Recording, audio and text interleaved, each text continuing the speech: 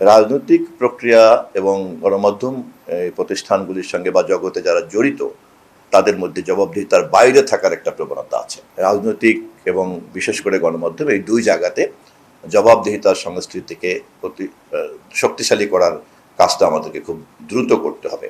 আমি একজন রাজনৈতিক কর্মী এবং আমি এই পথের একজন যাত্রী যেহেতু, ফলে আমার এ ব্যাপারে অভিজ্ঞতা আছে।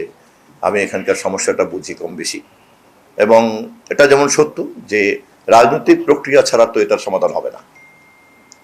আবার এটাও সত্য যে আমরা এখনো আমাদের দেশের রাজনৈতিক প্রক্রিয়াকে এখনো কাঙ্ক্ষিত সেই ধরনের একটি প্রাতিষ্ঠানিক জায়গাতে আনতে পারিনি। না পারার ফলেই আমাদের দেশের গণমাধ্যমও এই ধরনের অসুস্থ রাজনীতির দ্বারা সংক্রামিত হয়ে এখানে গণমাধ্যমেরও নানান রকম একটা বিশৃঙ্খল পরিবেশ বিরাজ করছে। খুবই ভালো লক্ষণ যে আমাদের সরকার, বিশেষ করে আমাদের প্রধানমন্ত্রী, মাননীয় প্রধানমন্ত্রী তারেক রহমানের সরকার ক্ষমতায় আসার আগেই আমরা স্বাধীন গণমাধ্যমের কথা বলেছি, এবং আমরা মনেই করি যে গণমাধ্যমের স্বাধীনতা ছাড়া জনগণের কাছে জবাবদিহির মধ্যে থাকার যে সংস্কৃতি, এটা কিন্তু বহাল রাখা যায় না।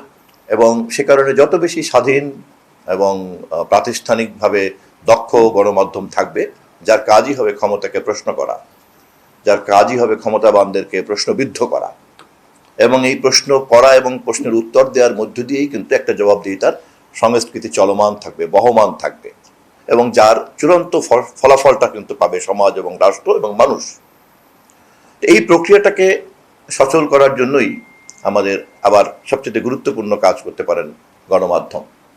এটা খুবই সত্য যে রাজনৈতিক প্রক্রিয়া এবং গণমাধ্যম প্রতিষ্ঠানগুলির সঙ্গে বা জগতে যারা জড়িত তাদের মধ্যে জবাবদিহিতার বাইরে থাকার একটা প্রবণতা আছে। রাজনীতিবিদদের মধ্যে যেমন একটা মেগালোমানিয়া সাইকোলজি কাজ করে, তেমনি দেখা গিয়েছে গণমাধ্যমেরও একটি অংশের মধ্যে জবাবদিহিতার ঊর্ধ্বে থাকার একটা, এবং এটাকে আড়াল করার জন্য কেউ কেউ বলতে চান আমাদের জবাবদিহিতা হচ্ছে পাঠকের কাছে, আমাদের জবাবদিহিতা হচ্ছে ইউটিউবের দর্শকের কাছে। এরকম একটা বিমূর্ত জবাবদিহিতা আদায়কারী কর্তৃপক্ষ তো হতে পারে না, কোনো কর্তৃপক্ষ তো বিমূর্ত হতে পারে না। জবাবদিহিতা তার কাছেই থাকবে যার একটা মূর্তমান একটা অস্তিত্ব থাকতে হবে, যে জবাবদিহিতা আদায় করার সক্ষমতা থাকতে হবে। তা নাহলে তাকে জবাবদিহিতার কর্তৃপক্ষ বলা যায় না। অতএব বুঝে অথবা না বুঝে যারা এভাবে বিমূর্ত জবাবদিহিতার কর্তৃত্বের কথা বলেন, তারা হয় ভুল করেন অথবা তাদের মধ্যে অন্য চিন্তা কাজ করে। আমি মনে করি এই সমস্যার সমাধানটি হচ্ছে যে আমাদের সমাজে অন্যান্য সকল প্রক্রিয়ার আগে রাজনৈতিক প্রক্রিয়া এবং গণমাধ্যম জগতের মধ্যে জবাবদিহিতার সংস্কৃতিকে প্রতিষ্ঠা করা এবং তাকে প্রাতিষ্ঠানিকীকরণ করা। আমরা এই কাজটি যদি করতে পারি, তার একটি অংশ হিসাবে আমরা স্বয়ংক্রিয়ভাবেই জেন্ডার সংবেদনশীলতা পেয়ে যাব।